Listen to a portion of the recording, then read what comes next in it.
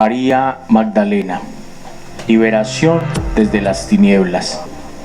Habiendo pues resucitado Jesús por la mañana el primer día de la semana, apareció primeramente a María Magdalena, de quien había echado 7 demonios. Marcos 16:9.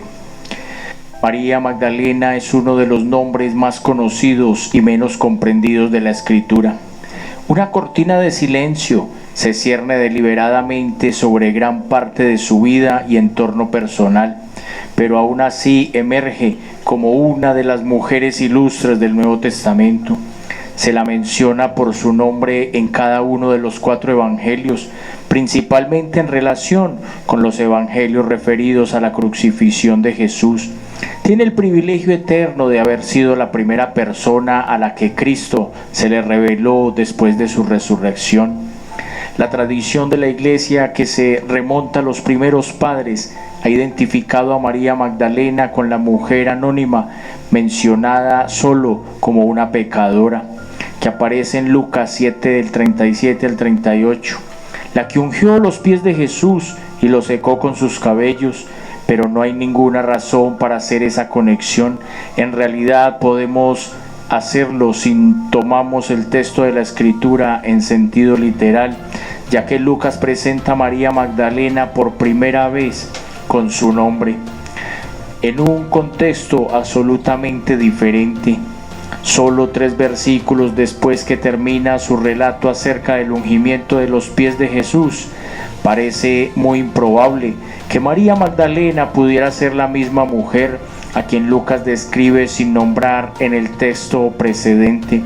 Lucas era demasiado cuidadoso como historiador para omitir un detalle tan esencial como ese.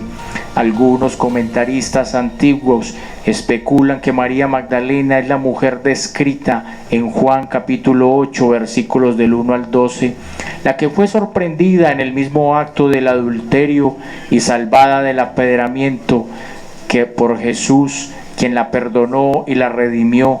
Tampoco hay ninguna base para esta asociación. María Magdalena tenía un pasado oscuro. Nadie indica que su conducta haya sido siempre obscena o sórdida, lo que en algún modo justificaría la común asociación a su nombre con pecados de inmoralidad. En realidad, ella fue una mujer a quien Cristo liberó de la esclavitud demoníaca.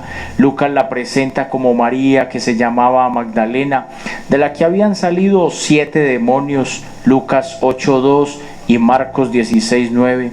También menciona los 7 demonios. Este es el único detalle que tenemos acerca del pasado de María Magdalena, además de la pista de que se deriva a su apelativo. En realidad, Magdalena no es un apelativo en el sentido moderno. Ella no provenía de una familia que tuviese ese nombre. Era de la villa de Magdala. Se llamaba Magdalena, con el fin de distinguirla de otras mujeres llamadas María en el Nuevo Testamento, incluyendo María de Betania y María, la madre de Jesús.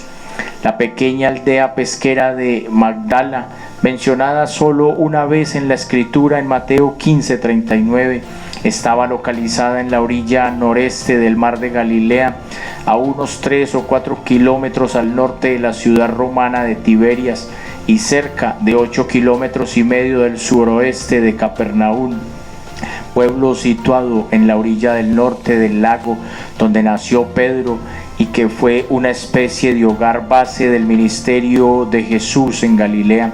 El pueblo de María estaba a distancia de una caminata y era también accesible por bote cruzando un extremo del lago. El ministerio de Jesús incluyó numerosos exorcismos a esa región. Parece haber habitado allí un semillero de actividades demoníacas.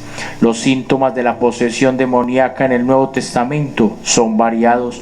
Los endemoniados eran algunas veces personas dementes, como en el caso de 2 hombres poseídos por los demonios que vivían en un cementerio y se comportaban tan fríamente que nadie se atrevía a acercarse. Mateo 8 del 28 al 34, Marcos 5 del 1 al 5. Marcos nos dice que al menos uno de ellos tenía el hábito de mutilarse con piedras. Marcos 5:5. Con mucha frecuencia la posesión de demonios implicaba padecimientos físicos tales como ceguera. Mateo 12:22, sordera.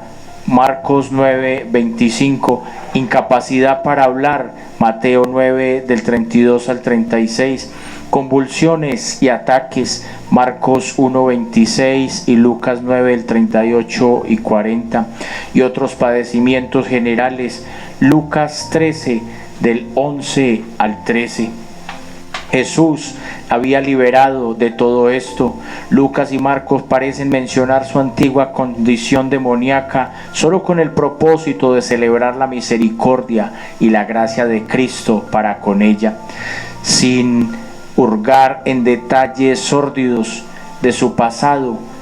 Ellos registran el hecho de su esclavitud de los demonios de una forma magnífica, gracias al poder salvador de Jesucristo.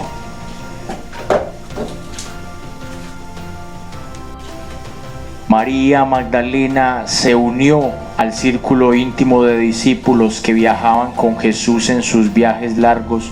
Su liberación de demonios podría haber ocurrido más o menos a fines del ministerio de Cristo en Galilea. Lucas es el único de los escritores evangelistas que la menciona antes. Aconteció después que Jesús iba por todas las ciudades y aldeas predicando y anunciando el evangelio del reino de Dios, y los 12 con él, y algunas mujeres que habían sido sanadas de espíritus malos y de enfermedades. María, que se llamaba Magdalena, de la que habían salido 7 demonios. Juana, mujer de Chuza, intendente de Herodes, y Susana, y otras muchas que le servían con sus bienes. Lucas 8, del 1 al 3.